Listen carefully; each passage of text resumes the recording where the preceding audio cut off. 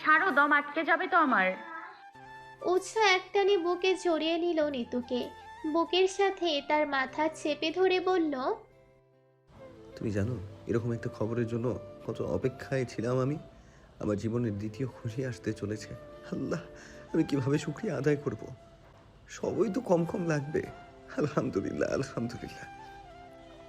আজকের সকালটা জীবনের সেরা সকালগুলোর একটা। আমার এই যাবৎকালের সবচেয়ে দামি উপহারটা তুমি দিতে চলেছো নিতু। তোমাকে আমি বোঝাতে পারবো না আমি ঠিক কতটা খুশি, ঠিক কতটা। নিতুর চোখ টলমল করে উঠল। উৎসর বুক থেকে মাথা উঠিয়ে নিয়ে তার গালে হাত স্পর্শ করে বলল, আমাদের মাঝে আরো একটা ছোট্ট প্রাণ আসছে, উৎস। বিছানায় ঠিক ওখানে মাঝখানে ও থাকবে। ছোট্ট ছোট্ট নরম হাত পা, আঙুল নরম, গাল, ঠোঁট। আমি আর ভাবতেই পারছি না। উৎস নিতুর দুই হাত নিচের হাতে নিয়ে চুমু খেলো, এরপর পুনরায় কপালে চুমু খেয়ে বলে উঠল, জুনিয়র নিতু বা উৎসবের জন্য প্রস্তুত হয়ে নাও। তোমার ব্যস্ততা বাড়িয়ে দিতে সে আসছে। নিতু মৃদু হেসে বলল, শুধু আমি কেন, তার বাবারও কাজ কমবে না, সেটাও মাথায় রাখুন। এখন আমাকে সামলাচ্ছেন, ভবিষ্যতে আরো একজন বা দুজনকে সামলাতে তৈরি হন। শুক্রবার রিশার বিয়ের দিন। বাড়িতে আত্মীয় স্বজনরা ভিড়ে জমেছে। সবাই বিয়ে বাড়িতে কোনো না কোনো কাজে ব্যস্ত। বসে বসে সব কিছু দেখছে শুধু নিতু। উৎস তাকে কোনো কাজ করতে দেওয়া তো দূরের কথা, অতিরিক্ত চলাফেরা অবধি করতে দেয়নি। প্রেগনেন্সি টেস্টের পর থেকে প্রায় অনেকটা পরিবর্তন এসেছে নিতুর জীবনে। গত কয়েকদিনে উৎস ধার বাঁধা নিয়ম করে দিয়েছে তাকে। আপাতত সব রকম কাজ তার বন্ধ। বাহিরে খুব বেশি প্রয়োজন ছাড়া বের হওয়া নিষিদ্ধ। উৎস নিজে সকাল সকাল তাকে হাঁটতে নিয়ে যাওয়া শুরু করেছে। বাহিরের খাবার বন্ধের সাথে সাথে বাসায় প্রতিদিন নিত্য নতুন ফল আসা শুরু করেছে। সারাক্ষণ নিতু কি খাবে না খাবে জিজ্ঞেস করার উপরেই থাকছে উৎস।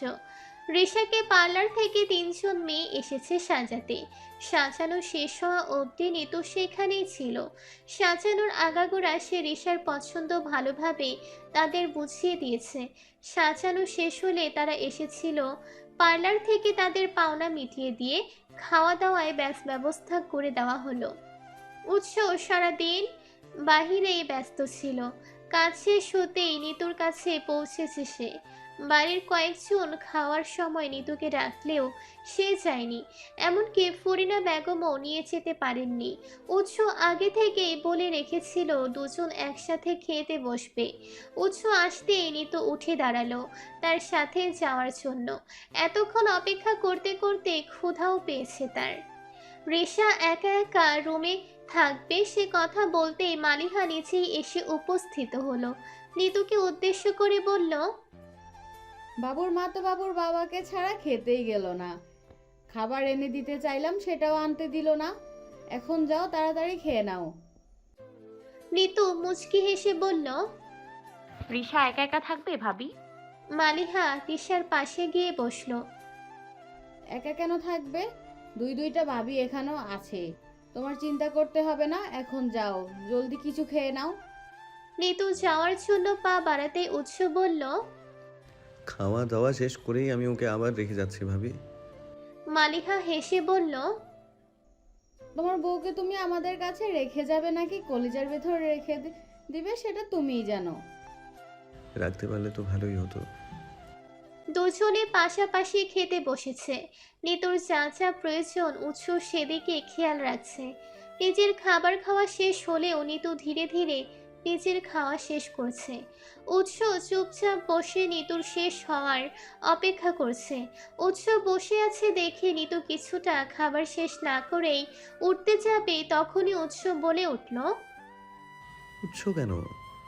নিতু প্লেট থেকে হাত উঠিয়ে নিয়ে বলল, খাওয়া শেষ, উঠবো না?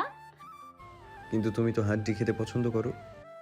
নিতু এদিক ওদিক তাকিয়ে বলল, তাই বলে এখানে বসে এখন হাড্ডি চিবাবো? কেন, সমস্যা কোথায়? না, প্রয়োজন নেই, চলো উঠি। তাছাড়া তুমি অনেকক্ষণ বসে আছো। আমি বলছি তো সমস্যা নেই, তুমি শেষ করো, আমি আছি। নিতু সন্দিগ্ধ দৃষ্টি মেলে শুধালো, শিওর? ইয়েস। সন্ধ্যের দিকেই জুবাইর এবং রিশার বিয়ের কাজ শুরু হলো। কাজী সাহেব এসেছেন বেশ কিছুক্ষণ আগে। কাগজপত্র সব ঠিকঠাক করে বিয়ের কাজ শুরু হলো। জুবাইর এবং রিশাকে পাশাপাশি বসানো হয়েছে। কাজী সাহেব রিশাকে কবুল বলতে বলা হলো। রিশা চুপচাপ বসে আছে, বুক কাঁপছে তার। চোখ দুটো টলমল করে উঠল। আজকের দিন নিয়ে কত স্বপ্ন দেখেছে সে। সেই দিনটা নিয়ে এই মুহূর্তে উপস্থিত হওয়াতে ভেতরে ভেতরে এত ভয়, এত সংকোচ। চারিদিক থেকে সবাই শুধু রিশাকে কবুল বলতে বলছে। রিশার অন্য পাশে তার দুই ভাবি এসে বসেছে। বারবার তারা বলেই যাচ্ছে কবুল বলার জন্য। রিশা যেন কবুল শব্দটা উচ্চারণই করতে পারছে না। জুবাইয়ের পাশে বসে মাথা নিচু করে আর চোখে রিশাকে দেখছে। রিশার এমন অবস্থা দেখে সে বিড়বিড় করে বলে উঠল, আমার হতে এত ভাবছো? এখনো ভরসা করতে পারছো না রিশা? কি ভয় তোমার? কাঁপছো কেন? আমি তো তোমার পাশেই আসি। রিশা তবুও চুপ, কারো কোনো কথা যেন তার কানেই যাচ্ছে না। অবশেষে রিশার মা এগিয়ে এলেন, মেয়েকে বোঝালেন কিছুক্ষণ। জুবাইর আরও একবার ভরসা জুগালো।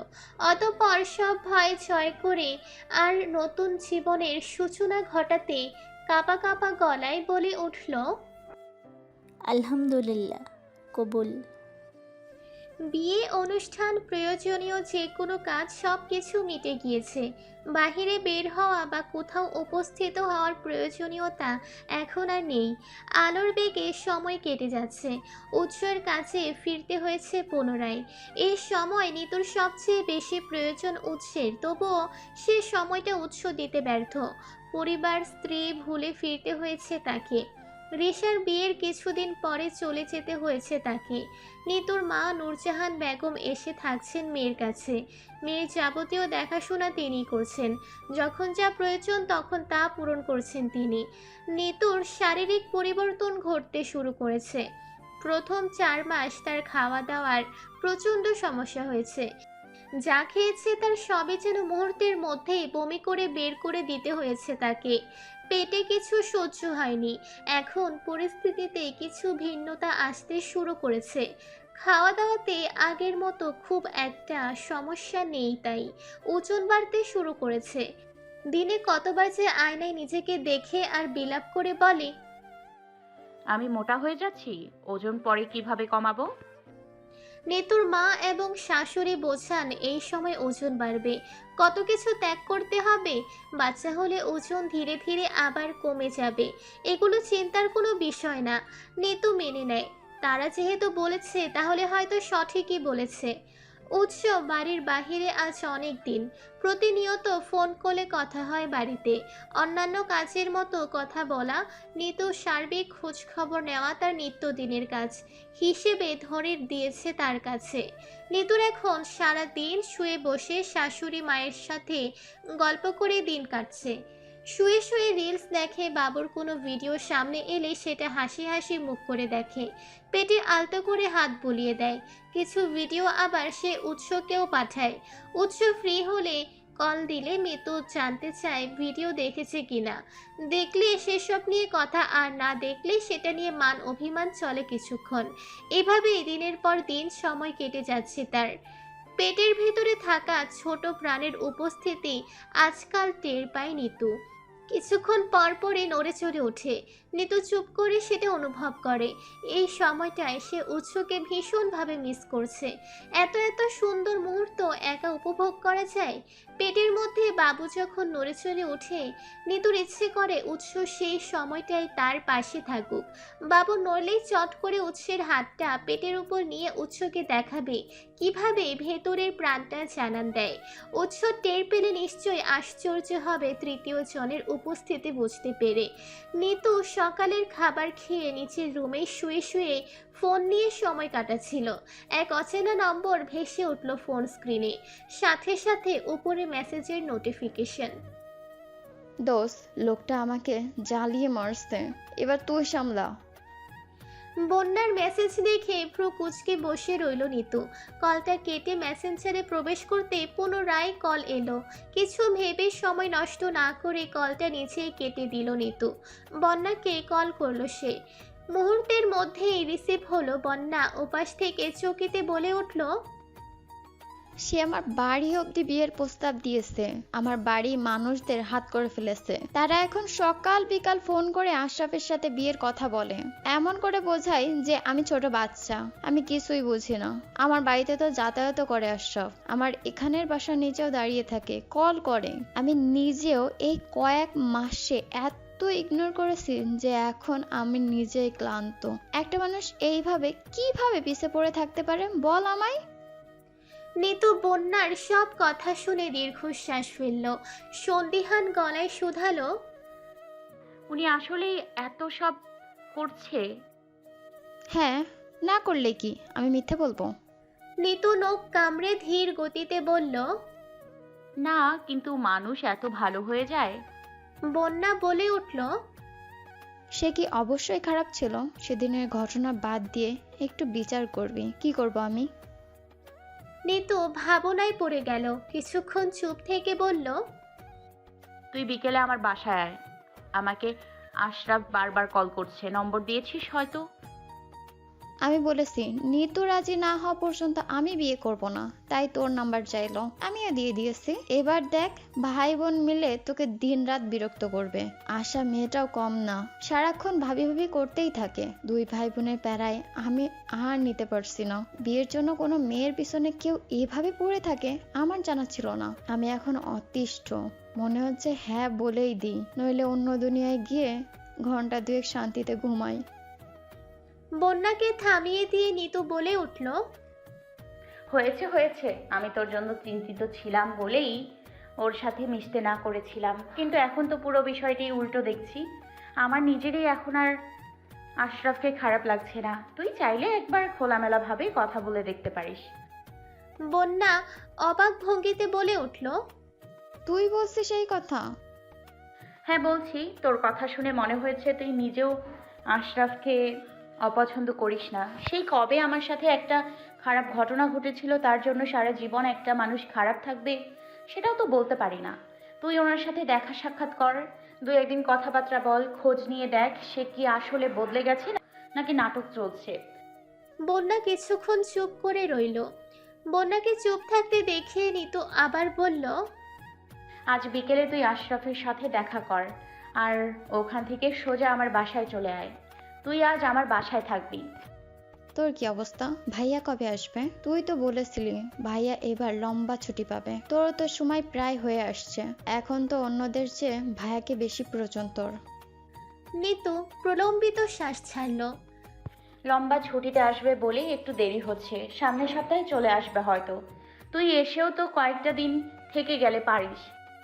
বান্ধবীর বাসায় থাকাটা খারাপ দেখায়, তবুও আজ গেলে 2 দিন তোর সাথে থেকে তারপর আসবো, যা। নিতু মৃদু হেসে বলল, হ্যাঁ হ্যাঁ আয়, বিয়ে হয়ে গেলে আবার আসতে পারবি কি না। বন্যা মেকি রাগ দেখিয়ে বলল। ঠাট্টা করিস না তো, ভালো লাগছে না। নিতু খিলখিল করে হেসে উঠল। তখনই দরজায় ঠক ঠক আওয়াজ হতে সেদিকে তাকালো সে, বলল, বন্যা ফোনটা রাখতো, কেউ এসেছে। আচ্ছা। বলেই কল কেটে দিল বন্যা। নিতু গলা উঁচিয়ে জানতে চাইল, কে? বাহিরে থেকে ফরিনা বেগম কাপা কাপা গলায় বলে উঠলেন, আমি? আম্মা? হ্যাঁ। ভেতরে আসুন। ফরিনা বেগম ভেতরে পা দিয়েই বলে উঠলেন, একটু নিচে আসতে পারবে? কেন, কি হয়েছে? আর আপনাকে এমন চিন্তিত দেখাচ্ছে কেন? আম্মা, সব ঠিক আছে তো? আমার আম্মা আম্মা ঠিক আছে? ফরিনা বেগম উপর নিচ মাথা নেড়ে বললেন, হ্যাঁ। তাহলে কি হয়েছে আমাকে বলুন আম্মা। আপনাকে দেখতে মোটেও ঠিক লাগছে না, আমার চিন্তা হচ্ছে। ফরিনা বেগম ডান হাতের শাহাদাত আঙুল কাঁধের উপর রেখে পেছনে বসার ঘরকে ইশারায় বুঝিয়ে বলল, বসার ঘরে চলো, একটু গেলেই দেখতে পাবে। নিতু এবার জিদ নিয়ে বলল, আপনি না বললে আমি কিছুতেই যাব না। পরক্ষণে প্রশ্নটা করল নিতু। আপনার ছেলে এসেছে? ফরিনা বেগম দুই পাশে মাথা নেড়ে বলল। জুই এসেছে, নিচে বসে আছে। নিতু চোখ বড় বড় করে বলে উঠল, জুই? কিন্তু কেন? বসার ঘরে স্বামীর প্রাক্তন স্ত্রীকে স্পষ্ট দেখতে পাচ্ছে নিতু। গা যেন কেউ আগুনের চলন্ত শিখায় পুড়িয়ে দিচ্ছে তার। মনে রাগ ক্ষোভ ঢেকে ধীরে পায়ে সিঁড়ি বেয়ে নেমে এলো সে। ইশারায় ফরিনা বেগমকে নিচের রুমে যেতে বলল নিতু। ফরিনা বেগম নূরজাহান বেগমকে সাথে নিয়ে নিচের রুমে চলে গেলেন। নিতুকে দেখেই বসা থেকে উঠে দাঁড়ালো জুই। নিতুর শারীরিক পরিবর্তন হয়তো খেয়াল করলো সে। কিছু মুহূর্ত মৌনাবস্থায় নিতুকে পর্যবেক্ষণ করলো সে। তারপর মুখ মলিন করে বলল, উৎস বাসে আছে। নিতুর চলাফেরা এখন অনেক কঠিন হয়ে দাঁড়িয়েছে। শরীর এখন আর অনেক কিছু সায় দেয় না। খুব কষ্টে নিচে নিচে সোফায় বসলো। হাত দিয়ে ইশারায় জুইকেও বসতে বলে বলল, আমার বরকে দিয়ে আপনার কি কাজ? জুই বাম হাতে অনামিকার পরে থাকা রিংটার দিকে তাকিয়ে বলল, এটা ফিরিয়ে দিতে এসেছিলাম। আমি সব রকম স্মৃতি শেষ করে এই পিছুটান থেকে বেরিয়ে যেতে চাইছি। এটা উৎস আমাকে ভালোবাসার চিহ্ন হিসেবে সবসময় সাথে রাখতে বলেছিল। আমি আর রাখতে পারছি না। মানুষটা তো এখন আর আমার নেই। রিং রেখে কি করব? নিতু শুধালো, এই পিছুটান কবে থেকে তৈরি হলো? আমি আসার পর থেকে? 4-5 বছর যখন সে সিঙ্গেল ছিল তখন আপনি কোথায় ছিলেন? প্রাক্তনের প্রতি এত ভালোবাসা পিছুটান থাকলে কি আর টাকার জন্য অন্য পুরুষের সাথে চলে যেতেন? এখন এসেছেন সামান্য রিং ফেরত দিয়ে পিছুটান মেটাতে। আপনার কি মনে হয় একা আপনি চালাক, বাকি সবাই ঘাসে মুখ দিয়ে চলে? ভ্রু কুচকে নিতুর দিকে তাকালো জুই। মানে? রিং ফেরত দেওয়ার দোহাই দিয়ে ব্যক্তিগত জীবন আবার দেখতে এসেছেন, জানতে এসেছেন আমরা কেমন আছি। খুব ভালো আছি। দুজন মানুষের ভালোবাসা যখন খাঁটি হয় তখন আল্লাহই হয়তো চায় তারা এক হোক। দেখুন, ভেতরে ভেতরে আপনি এত কিছু করলেন, এত সময় গেল, সমাপ্তিতে উৎস আমারই হলো। ভাগ্যে ছিল সে আমার, তাই আপনার মতো মানুষ কিছুই করতে পারেনি। আর রইল রিংয়ের কথা, ওটা রাস্তায় কোনো গরিব মানুষকে দিয়ে দেবেন, তার উপকার হবে। উৎসকে এসব ফিরিয়ে দিতে হবে না। উৎস এসবের দিকে ফিরেও তাকাবে না। জুই মুখ নিচু করে কিছুক্ষণ নীরব রইল। তারপর সোজা হয়ে বসে বলল, আমি আমার কৃতকর্মের জন্য লজ্জিত ক্যামেলিয়া। নিতু তাচ্ছিল্যের হাসি হেসে বলল, আপনি কখন আমার বেস্ট ফ্রেন্ড ছিলেন সেটা ভাবতেও আমার কণ্ঠানুবোধ হয়। আমি আপনাকে আমার ভালোবাসার কথা শেয়ার করেছিলাম, আপনি জানতেন। এই সময়ে আমি এই মানুষটার মাঝে ঠিক কতটা ডুবে গিয়েছিলাম। আপনি কি করলেন? আমার এই ফোন চুরি করে আমি সেটে তার সাথে সম্পর্কে গেলেন। একটা বার আমার কথা ভেবে দেখলেন না। এরপর আমার কি অবস্থা হয়েছিল সেটা জানার চেষ্টা করলেন না। তাকে নিলেন, ভালো করলেন, শুধু টাকার জন্য কিছু সময় সঙ্গ দিলেন। জীবনে টাকাই সব। টাকার কাছে তো গেলেন, আবার কেন পেছনে ফিরে আমার সেই ক্ষত তাজা করছেন? কেন নিজেকে আবার এত নিচে নামাচ্ছেন আপনি? আত্মসম্মান বজায় রাখুন অন্তত। একটা কথা মাথায় রাখবেন, উৎস আপনার ব্যাপারে সব সত্যি জানে, আর আমি তাকে যতটুকু চিনেছি সে সুপুরুষ। আপনি কোনোভাবেই কোনো কিছু করেই তাকে গলাতে বা টলাতে পারবেন না। শুধু শুধু অপমানিত হবেন। আমাকে দেখে নিশ্চয়ই বুঝতে পারছেন সেটা। সে এক নারীতে আসক্ত। আপনি চেষ্টা করে যেতেই পারেন, তবে আমার স্বামী ভালো বলে আমি ছেড়ে দিয়ে রাখবো না। আমি আপনাকে ওর ধারে কাছেও আসতে দিব না। এক ভুল আমি একবারই করেছি।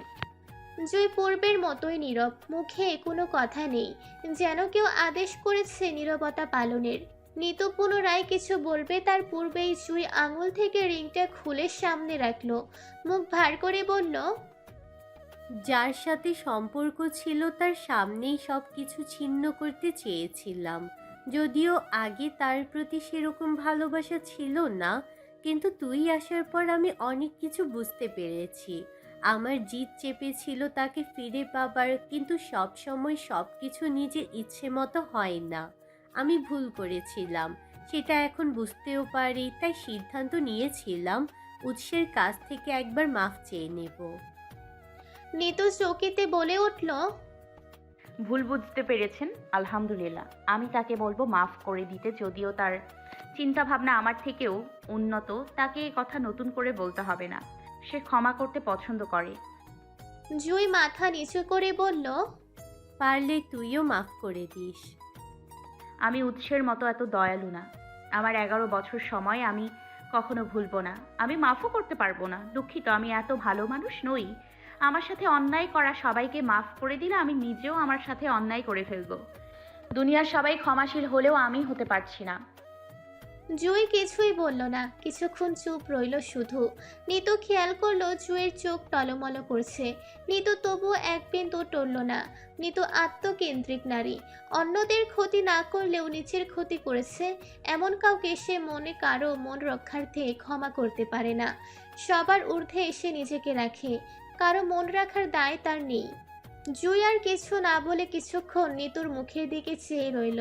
নিতু বাহিরের দরজায় ইশারায় দেখিয়ে দিতেই আলগোছে বেরিয়ে গেল সে। আজ দিয়ে 4 দিন বন্যা নিতুদের বাসায় এলো। নিতু বাসায় এক প্রকার বন্দি হয়ে পড়েছে, শুধু সপ্তাহে একদিনের মতো বের হয়।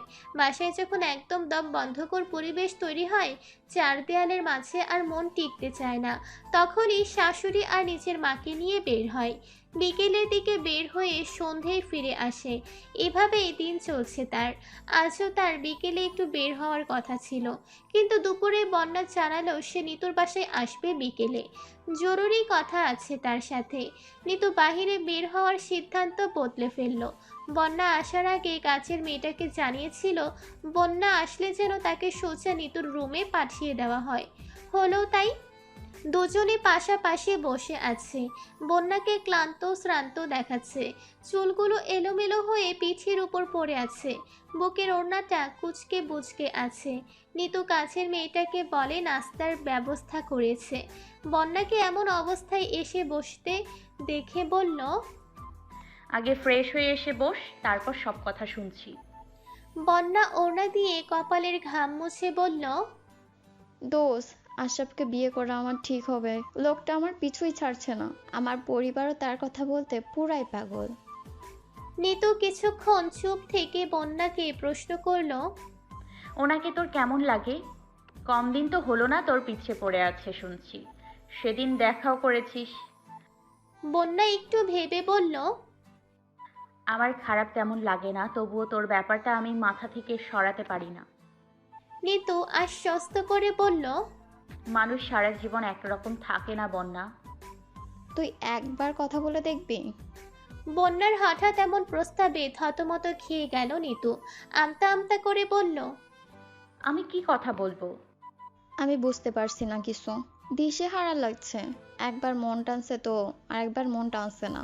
একবার মনে হচ্ছে লোকটা ভালো হয়ে গেছে, আবার মনে হচ্ছে হয়তো হয়নি। তবে একেবারে না করে দিতেও ইচ্ছা করছে না। আমি নিজেকেই নিজে বোঝাতে পারছি না নিতু। এত বছর বয়সে এসে এমন সিদ্ধান্তহীনতায় ভুগছি আমি। নিতু নীরবতা ভেঙে বলল, আজ আমার এমনিতেও বের হওয়ার কথা ছিল।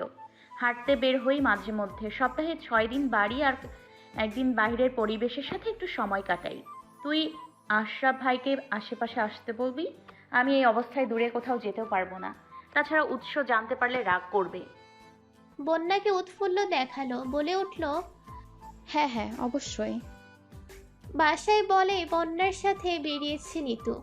উদ্দেশ্য একটু হাঁটাহাঁটি করা এবং আশরাফের সাথে সাক্ষাৎ করা। আশরাফকে বলার পরপরই সে তাদের আগেই নির্দিষ্ট জায়গায় এসে হাজির। তিনজনে বসেছে এক জায়গায়, কথা চলছে বেশ কিছুক্ষণ ধরে।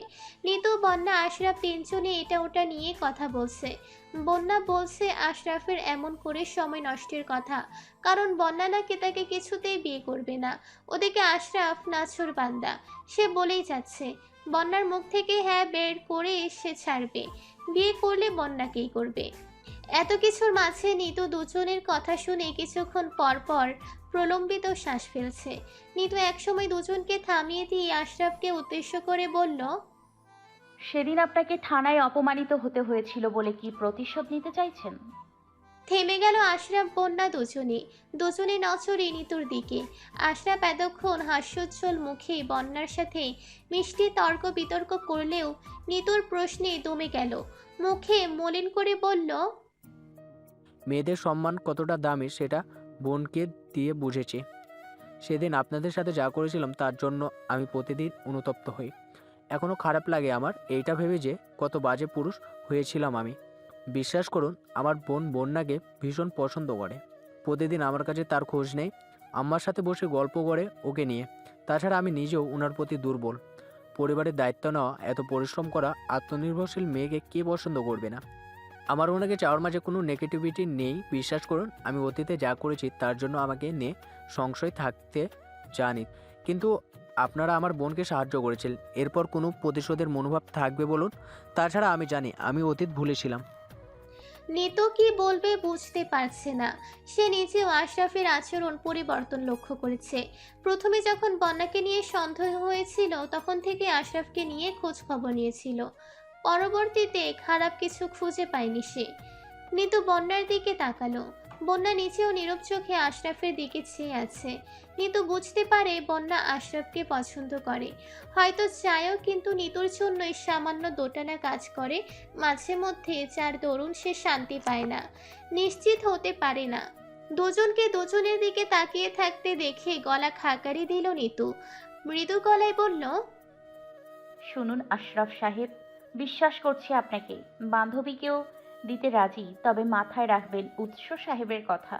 বান্ধবীকে কখনো কষ্টে দেখলে আপনাকে কিন্তু আস্ত রাখবো না। নিতুর কথায় মুচকি হাসলো আশরাফ। বন্যার দিকে চেয়ে বলল, আপনার বান্ধবীকে খারাপ থাকতে দেওয়া যায় না তাহলে? বাড়িতে সকাল থেকে ক্ষণে ক্ষণে এটা ওটা রান্না হচ্ছে। বেশ কয়েক মাস পর আজ উৎস বাসায় ফিরবে। নিতুর ডেলিভারির সময়ের খুব বেশি দেরি নেই, হাতে গোনা কয়েকটা দিন বাকি। উৎস দূর থেকে যতটা সঙ্গ দেওয়া সম্ভব ততটা সঙ্গ দিয়েছে নিতুকে। কাজের ফাঁকে প্রায় সব সময় ভিডিও কলে অথবা অডিও কলে থাকতো। কখনো নিতুর শরীর খারাপ হলে নিচে ডাক্তারের কাছে নিয়ে যেতে না পারলেও নিজেই ডাক্তারের সাথে আগে থেকে কথা বলে মাকে আর ড্রাইভারকে পাঠাতো নিতুকে ডাক্তারের কাছে নিয়ে যাওয়ার জন্য। কাছে না থেকেও যতটা থাকা যায় তার সর্বোচ্চটা উৎস ছিল। এবার দীর্ঘ ছুটি সে নিয়েছে। যতটুকু সে নিতুর জন্য করতে পারেনি সেটা বাকি সময়টাই পূরণ করে দেবে। এতদিন উৎস সশরীরে নিতুর কাছে কাছে থাকতে পারেনি বলে কত আক্ষেপ তার। নিতুকে প্রতিদিন নিজের আক্ষেপের কথা শুনিয়েছে সে। নিতুর কাছে চোখের সামনে থাকতে পারছে না। নিতুর গর্ভে বেড়ে ওঠা ছোট্ট দেহখানার নড়চড় সে নিজের চোখে দেখতে পারছে না। উৎস আসার খবরে নিতু ভীষণ খুশি। উৎস কবে থেকে বাড়ি ফেরার চেষ্টা করছিল, কিন্তু হয়েই উঠেছিল না বিভিন্ন কারণে। এখন অন্তত বাড়িতে নতুন অতিথি আসার আগে দুজনের ভালো কিছু সময় কাটবে সে একজনকে কেন্দ্র করে। সে একজনের জন্য কত কি করা বাকি তাদের। সকাল থেকে যা যা রান্না হচ্ছে ফরিনা বেগম তার তদারকি করছেন। নিতুকে সামনে বসিয়ে রেখেছিলেন বিভিন্ন খাবার টেস্ট করে দেখার জন্য। তিনি সেই প্রথম থেকেই নিতুর ভীষণ যত্ন করেন। নিতুর কখন কি খেতে ইচ্ছে করে সেটা বলতে দেরি হলেও ফরিনা বেগমের সেটা এনে নিতুর সামনে তুলে ধরতে দেরি হয় না। নূরজাহান বেগম ফরিনা বেগমের কাজকর্ম দেখেন আর আল্লাহর কাছে শুকরিয়া আদায় করেন মেয়ের এত ভালো ভাগ্য বলে। রান্নাবান্না সব শেষ হলে নিজেরা আগেই দুপুরে খাবার খেয়ে নিল নিতুরা। উৎস জানিয়েছে তার বাসায় আসতে রাত হবে। খাওয়া দাওয়া শেষ করে সবাই নিজ নিজ রুমেই অবস্থান করছিল। নিতু নিচেও বসে বসে বন্যার সাথে কথা বলছিল। তার বিয়ের কয়েকদিন মাত্র বাকি। বন্যা খুব করে চায় নিতু কয়েকদিন আগে থেকে তার বিয়েতে থাকুক, কিন্তু সেটা নিতুর পক্ষে সম্ভব নয়। এই অবস্থায় নিচের বাড়ি ছাড়া অন্য কোথাও অবস্থান করা বড্ড বোকামি হবে। বন্যা নিতুর সব কথা শুনেও আবদারের স্বরে বলল, অন্তত একদিন আগেই আয়, হলুদ সন্ধ্যা থেকে অন্তত বিয়েতে থাক, তোকে ছাড়া আমি কিভাবে আনন্দ করব বল? নিতু হেসে বলে উঠল, নিজের বিয়েতে কে আনন্দ করে ভাই? তুই তো আনন্দ করবি বিয়ের পর থেকে আশরাফ ভাইয়ের জীবন টানা টানা করে। বলে খিক খিক করে হেসে উঠল নিতু। ওপাশ থেকে বন্যা বলল, নিজের বিয়েতে আনন্দ করব না তো কি দুঃখ বিলাস করব? সেটা কেন করবি? নতুন বউয়েরা যেমন মাথায় ঘুমটা টেনে মাথা নিচু করে বসে থাকে, কেউ সামনে আসলে মাথা ঝাঁকিয়ে সালাম দেয়, তুইও সেটাই করবি। মজা নিস না। আরে তুই বল, আমি নিজেই নিজের শরীর নিয়ে এখন চলতে পারি না। শুয়ে বসে দাঁড়িয়ে কোনো কিছুতে শান্তি পাই না। এই অবস্থায় আমি আগে আগে গিয়ে কি করব? তাছাড়া এত মানুষের মধ্যে আমার দম বন্ধ হয়ে আসবে। তার চেয়ে ভালো তাড়াতাড়ি বিয়ে কর। একবেলা অন্তত জামাই নিয়ে খেয়ে আসি, আর বিয়ের পর বর নিয়ে আমার বাসায় আয়। বন্যা আফসোসের সুরে বলে উঠল, কেন যে আমার বিয়ের আগেই প্রেগনেন্ট হই? লাথি খাবি। তোকে বলে কয়ে প্রেগনেন্ট হওয়া লাগবে নাকি আমার, খাটাস কোথাকার। আর তোর সে সময় বিয়ের কথা তো দূরের কথা, দেখাও হয়েছিল না। উল্টাপাল্টা কথা বললে বাসায় গিয়ে মেরে আসবো। তবু আই। বিয়ে কর, বিয়েতেই যাব। কারো হবু বউকে পেটানোর ইচ্ছা আপাতত নেই। দুজনের বেশ কিছুক্ষণ বিয়ে, নতুন জীবন, নিতুর বাবু, উৎস, আশরাফ, পরিবার ইত্যাদি এটা ওটা নিয়ে কথা হলো। নিতুর দুপুরের খাওয়া দাওয়া শেষ করে ঘুমানোর অভ্যাস বলে ফোন রেখে ঘুমিয়েছিল কিছু সময়। বিকেলে রিশা, জুবাইর সহ নিতুর খালা শাশুড়ির বাড়ির প্রায় অনেকে নিতুদের বাড়িতে এসেছিল নিতুকে দেখতে। রিশা এবং জুবাইরের বিয়ের পর এ বাড়িতে প্রথমবার আসা। নতুন বর বউ বাড়িতে বেড়াতে এলে তাদের কিছু উপহার দেওয়া বাঙালি রীতিতে অনেকদিন ধরেই চলে আসছে। এখন যেহেতু নিতুরও শারীরিক অবস্থা ভালো না, বের হতে পারবে না, তাই শাশুড়ির সাথে আলাপ আলোচনা করে ফরিনা বেগম নিচেই বের হলেন। যতই নিতুকে দেখতে আসার জন্য সবাই এ বাড়িতে আসুক না কেন, নতুন জামাই মেয়েকে তো আর খালি হাতে ফিরিয়ে দেওয়া যায় না। তাছাড়া মার্কেট খুব একটা দূরেও তো নয়, বাড়ির কাছেই সব কিছু। সবাই নিতুর রুমে এসে বসেছে। কাছের মেয়েটা সবার জন্য বিভিন্ন রকমের নাস্তার ব্যবস্থা করে ফেলেছে অল্প সময়েই। নিতু এই কয়েক মাস ধরে খেয়াল করেছে মেয়েটা বেশ কাজের। অতিথিকে আপ্যায়ন করার সম্পূর্ণ জ্ঞান এবং দক্ষতা তার আছে। নূরজাহান বেগম শুধু হাতে হাতে মেয়েটাকে সাহায্য করেছেন কিছুটা। সবার একসাথে সময়টা খুব ভালো কাটলো। সচরাচর বাসায় সেরকম অতিথি কোনো আসে না। নিতুর প্রেগনেন্সির সময়টায় মালিহা শুধু তার শাশুড়ির সাথে কয়েকবার এসে ঘুরে গিয়েছিল। এছাড়া এই বাড়িতে আর সেরকম কারো পা পড়েনি। আজ অনেক দিন পর রুম ভর্তি মানুষ, সব পরিবেশে নিতুর মনটা বেশ ফুরফুরে হয়ে গিয়েছে।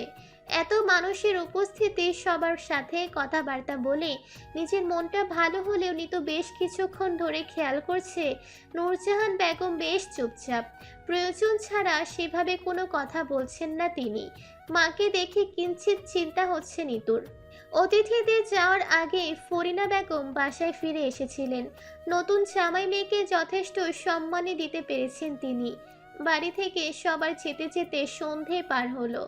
সবাইকে বিদায় দিতে নিতু নিচে এসেছিল। সবাই চলে যেতেই ফরিনা বেগম নূরজাহান বেগমকে ডেকে রুমে আসতে বলে নিচের রুমে চলে গেলেন। নূরজাহান বেগমে বেয়ানের ডাক শুনে পা বাড়াবেন, তখনই নিতু পেছনে থেকে বলে উঠল, তোমার কিছু হয়েছে আম্মা?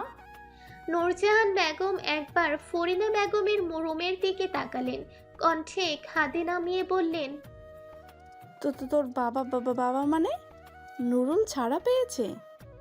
নিতুর মুখের রং যেন পরিবর্তন হলো। কিছুক্ষণ চুপ থেকে শাশুড়িকে উদ্দেশ্য করে গলা উঁচিয়ে বলল, আম্মা, আমার আম্মাকে একটু পর পাঠিয়ে দিচ্ছি। বলেই মায়ের হাত ধরে টেনে নিচে রুমের দিকে অগ্রসর হলো নিতু। নুরুল ইসলাম কয়েদখানা থেকে ছাড়া পেয়েছে গতকাল। তারই পরিচিত থানায় কেউ কথা বলে বের করেছে তাকে সেখান থেকে। বাহিরে বেরিয়ে এসে যেন আরো বেশি বেপরোয়া রূপ ধারণ করেছে। বাড়ি ফিরে নূরজাহান বেগমকে বাড়িতে না পেয়ে ফোনের ওপর ফোন করে চলেছে। বাড়ির মেন গেট বড় তালা ঝুলানো ছিল, চাবি নূরজাহান বেগমের কাছে। নূরজাহান বেগমের অপেক্ষা না করে নিচেই তালা ভেঙে বাড়িতে যাতায়াত শুরু করেছে। এখন তার মূল উদ্দেশ্য বাড়ির দলিল। সে বাড়ি বিক্রি করতে চাইছে। নূরজাহান বেগমকে বারবার ফোন করা হচ্ছে, তিনি কিছুতেই রাজি নন বাড়ি বিক্রি করতে। ওই বাড়িটাই তো শুধু তার আছে, একটাই আশ্রয়স্থল। নুরুল ইসলামের ব্যাপারে সবটা জেনে নিতু বলে উঠল, আমাকে এত সব আগে জানাওনি কেন? নূরজাহান বেগম মাথা নিচু করে বললেন, ভেবেছিলাম তোকে জানি আর কোনো চিন্তাই ফেলবো না, কিন্তু চাপা রাখতে পারছিলাম না। আর আমার হয়তো তাড়াতাড়ি আরেকবার বাড়িতে যাওয়া উচিত। তুমি একা গিয়ে কি করবে? দেখি বাড়ি বিক্রি আটকানো যায় কিনা। তোমার কি মনে হয় তুমি একা এসব আটকাতে পারবে? ওই লোক কতটা ভয়ঙ্কর সেটা তুমি এতদিনেও বুঝতে পারোনি? আমি তোমাকে একা কিছুতেই ওখানে এখন আর যেতে দিতে পারবো না। কিছু হবে না আমার, ও আমার আর কি করবে? নিতু কিছুক্ষণ চুপ থেকে বলল, আম্মা, তোমার বরের ওপর এই বিশ্বাসটা আমারও ছোটবেলায় ছিল, তারপর একদিন সেটারই সুযোগ নিতে উঠে পড়ে লেগেছিল। আমার সম্মান নষ্ট। নূরজাহান বেগম নিতুকে থামিয়ে দিলেন, ভারী গলায় বললেন, এসব অতীত আর মুখেও আনিস না মা। নিতু ছলো ছলো চোখে মায়ের দিকে তাকালো, নরম গলায় শোধালো, কেন আম্মা? আমার তো কোনো দোষ ছিল না। আমি তো প্রথমে বাবার মতোই ভেবেছিলাম, অথচ সে সুযোগ পেয়ে আমাকে কি বাজেভাবেই না ছুঁয়েছিল। সেদিন নিজের সাহস করে পদক্ষেপ না নিলে আজ আমার ধর্ষিতা উপাধি পেতে হতো। আবার গায়ে এখন তার বাজে স্পর্শের চিহ্ন আছে। নিতু থামলো, পরক্ষণেই দাঁতে দাঁত চেপে বলল, আমি যদি কোনোদিন সুযোগ পাই নিজের হাতে শেষ করব তাকে। নিজের হাতে শেষ করব আমার ভয়ের আর ঘৃণার মানুষটাকে। দরজার পর্দাটা হঠাৎই নড়ে উঠল, নজরে আসতেই কথা বলা বন্ধ করে দিল নিতু। এই সময়ে বাড়ির ভেতরে বাতাস আসার কথা নয়, এমনকি পর্দাও নড়ার কথা নয়। নিতু মায়ের দিকে একবার চেয়ে ইশারায় চুপ করে থাকতে বলল। বাহিরের দিকে নজর নিবদ্ধ করে কাঁপা কাঁপা গলায় বলে উঠল, কে বাহিরে?